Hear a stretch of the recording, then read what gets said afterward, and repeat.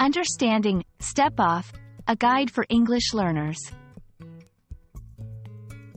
Hello, everyone. Welcome to our English language learning series.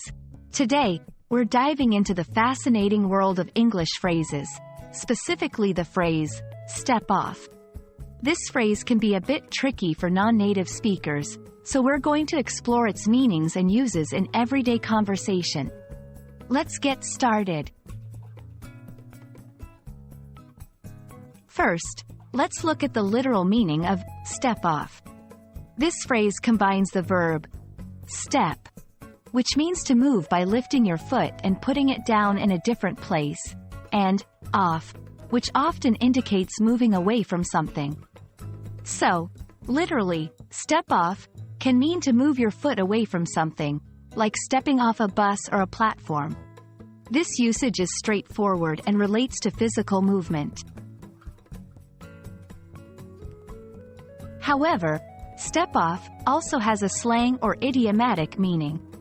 In this context, it's used as a command and means to back off, go away, or stop interfering.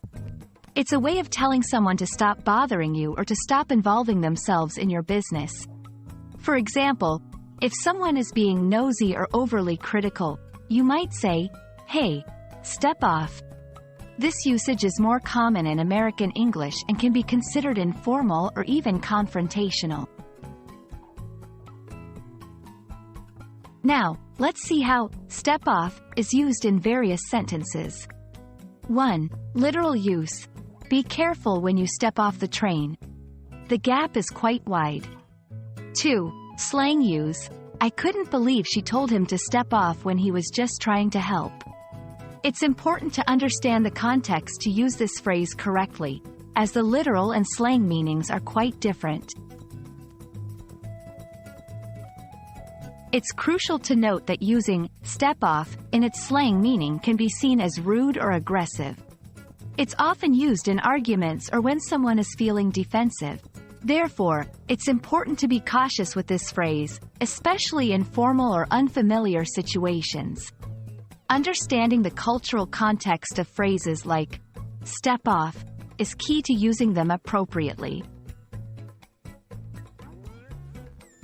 I hope this video has helped clarify the meanings and uses of the phrase step off. Remember, language is not just about words but also about context and culture. If you found this video helpful, please like and subscribe for more English language tips. Keep practicing, and see you in our next lesson.